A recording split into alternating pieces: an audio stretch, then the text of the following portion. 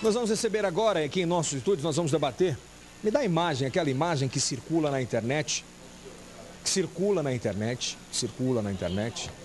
Que é, coloca aí, redução da maioridade penal.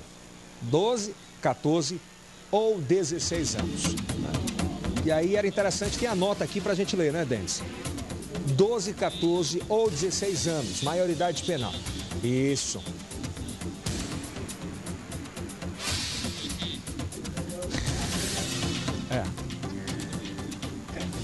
Deixa a turma se azeitar lá, vamos continuar aqui, né? 12, 14 ou 16 anos. Se tem idade para ser bandido, tem idade para entrar na cadeia. Se dependesse apenas dos moradores da cidade de São Paulo, a maioria penal no Brasil, que hoje é de 18 anos, seria reduzida para 16 anos. A pesquisa Datafolha mostra que 93% dos moradores da capital paulistana concordam com a diminuição da idade em que a pessoa deve responder criminalmente por seus atos. Outros 6 são contra e um não soube responder. Os pesquisadores ouviram até a última terça-feira 600 pessoas e a margem de erro é de 4 pontos percentuais. Sobre a idade, a partir de qual o adolescente deveria passar a ser responsabilizado criminalmente, parte dos entrevistados, em respostas espontâneas, defende que menores de 16 anos sejam enquadrados. Quando é dada a opção de escolher o que seria mais eficaz para reduzir a criminalidade, a divisão é de 42% dizem que o ideal seria ter políticas públicas mais eficientes para jovens. E há um questionamento na internet, em todas as redes sociais, de um plebiscito para o povo decidir, de 12, 14 ou 16 anos. Olha, o suspeito pelo crime em um jovem que estava há 3 dias de fazer 18 anos, esse debate se iniciou depois de um suspeito pelo crime, aquele do celular, né? Do celular que matou o rapaz lá, covarde. Ele estava há 3 dias de completar 18 anos. Ele foi detido e levado para a Fundação Casa. Vai passar no máximo 3 anos. E agora estamos recebendo aqui em nossos estúdios, me dá aqui por gentileza, os nossos convidados de hoje aqui no Bom Dia Meio Norte. Nós estamos recebendo o Dr. Lúcio Tadeu, que é da Comissão de Segurança Pública da OAB Piauí, e também a doutora Luzinete Lima, que é presidente da Comissão dos Direitos da Criança e do Adolescente da OAB. Bom, vamos começar pela doutora, primeiro as mulheres. O porquê não se reduzir a maioridade penal no Brasil? São vários fatores. O principal deles é o adolescente é uma pessoa em desenvolvimento. E essa fase de desenvolvimento é uma fase onde são desenvolvidas as maiores potencialidades do ser humano. É uma fase de dúvidas, poderia se dizer, de vulnerabilidade, em que o adolescente ele é muito influenciável, muito suscetível, tanto às relações como às pessoas, o ambiente que o cerca. Certo? Deixa eu ser advogado do diabo, né? Sim. Mas aí eu pergunto à senhora, doutora, se com 16 anos ele já vai para a rua, já assalta, já procurou a questão das drogas, se já pode ter a opção, né, facultativa de votar ou não, será que ele também não poderia responder pelos seus atos criminalmente? Mas aí ele responde pelos seus atos, só que ele responde de forma especial. Por quê? Porque é uma legislação especial que é aplicada ao adolescente, que é o Estatuto da Criança e do Adolescente. Por isso, como ele é essa pessoa especial, ele é regido por uma legislação especial, que prevê a aplicação das medidas socioeducativas. E qual é a finalidade dela? Não é punir o adolescente pelo seu erro, que afinal nem as penas têm como finalidade isso. Qual é a finalidade de uma pena? É reinserir o cidadão na sociedade. Qual é a finalidade da medida socioeducativa? É reeducar esse adolescente para que ele possa voltar para o convívio social. Doutor Lúcio, e se esses jovens não tiverem... hoje eles não têm medo, a verdade é essa. O que é o meu pensamento, doutor Lúcio?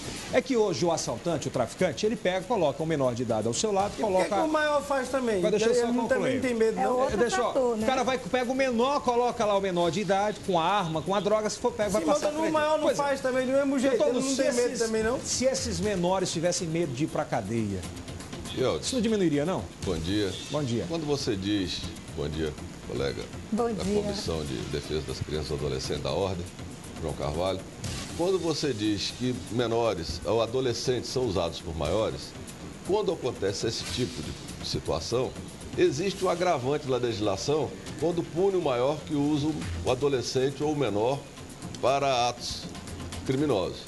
Agora, eu vejo essa discussão no tocante à redução da maioridade penal até certo ponto como inócua, porque eu tenho esse tema, e a ordem ter defendido, e as instituições brasileiras também, a questão da cláusula pétrea da Constituição Federal.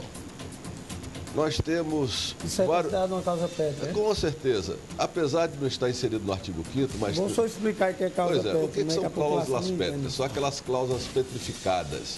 Aquelas que não podem ser mudadas. Sedimentadas na Constituição. Estão sedimentadas e elas não podem ser mudadas.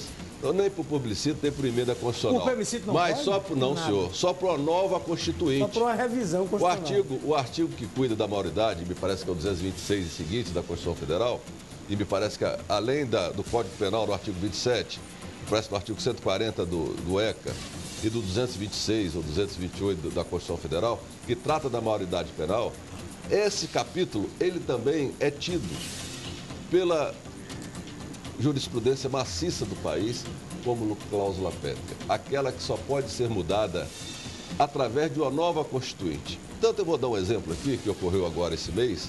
O governador de São Paulo, de repente, a partir desse homicídio que teve, desse adolescente que matou esse estudante, ele iniciou a campanha buscando a redução da maioridade penal. Mas ele esteve no Congresso a semana levando um projeto de aumentar o tempo de internação desses infratores, que eu, particularmente, como cidadão, como advogado, defendo.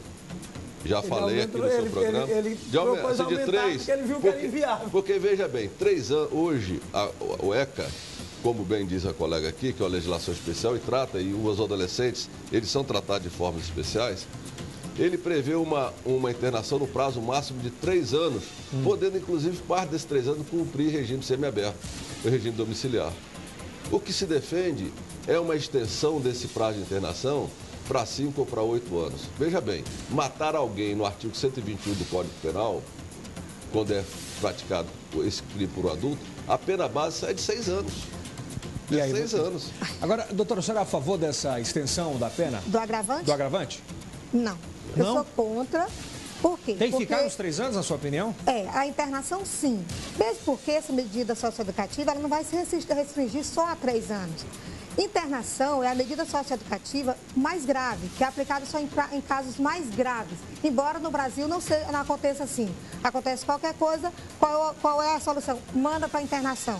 Não seria isso. Porque nós temos as medidas, elas são aplicadas de formas gradativas. Nós temos desde a advertência até chegar à internação. Desculpa lhe interromper mais uma vez, mas o que tem acontecido não é qualquer coisa. São jovens de 15 e 16 anos matando com arma na cabeça de pai de família. Só concluindo essa parte, para que a gente possa... Certo? A gente vai ver o seguinte. O adolescente que foi internado por 3 anos, a gente já viu a finalidade da medida socioeducativa. Se nesses 3 anos ele não é julgado apto a voltar ao convívio social, ele pode passar para outro tipo de medida, que é a semi-liberdade, que vai mais 3 anos. E pode se passar ainda para uma outra medida posteriormente, que é a liberdade assistida. Aí não vamos ficar em 3 anos, nós já vamos para 9 anos.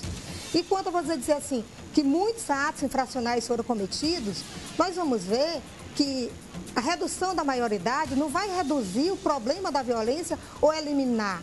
Perfeito. Mesmo porque, se a gente for ver o percentual de atos praticados por adolescentes, em consideração aos dados da violência no país, não chega a 10% desse valor. Doutor, a criança e o adolescente, ele é muito mais vítima do que agente da violência, porque são muitos os crimes cometidos contra a criança e o adolescente. Muitos mesmo. O problema é que no Brasil se discutiu por muito tempo dívida externa, esquecendo de cuidar dos nossos jovens, né? Exatamente. Mas tem que ser feita alguma coisa. O cidadão diz assim, olha, para encerrar aqui, Elton, as cláusulas pétreas não podem ser abolidas, mas podem ser flexibilizadas. Isso é pacífico no Supremo. Não, senhor. Flexibilização em causa pétrea só nas minas, meu amigo. Você vai... Quando você vai flexibilizar uma pedra, você racha essa pedra. Doutor, em 30 segundos ou 40 segundos, qual a solução para isso? Olha, eu concordo com a doutora. apesar desse ponto de internação, eu entender que devemos rever. Agora, o que precisa mesmo... Para quantos anos? Para 5. O que eu defendo mesmo, é que haja uma verdadeira implantação do Estatuto da Criança e Adolescente no Brasil. Que até hoje o poder público brasileiro tem uma lei moderna, uma lei avançada, boa, mas o governo federal não funciona porque não existe aqueles investimentos que a lei admite e precisa. Não tem internação não, tem a prisão dele. Não existe. É horrível.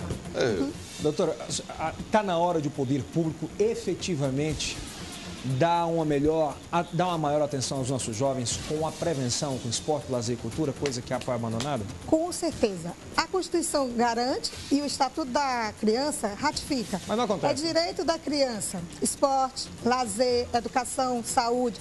E nós vemos que a maioria dos adolescentes que cometem esses atos são adolescentes que advêm de uma realidade miserável, onde falta tudo, até o básico que é a alimentação. Só terminar, se o Estado garantir saúde, esporte, educação e lazer, eu sou a favor da Epson. E amparo a família. Tá entendendo? Eu sou a favor. Nós não podemos tirar a responsabilidade do mas Estado. Tem que garantir. Não, mas eu vou ser bem honesto. Com tudo isso ainda, eu acho que tem que se modificar, minha opinião, né? Sim. Minha opinião.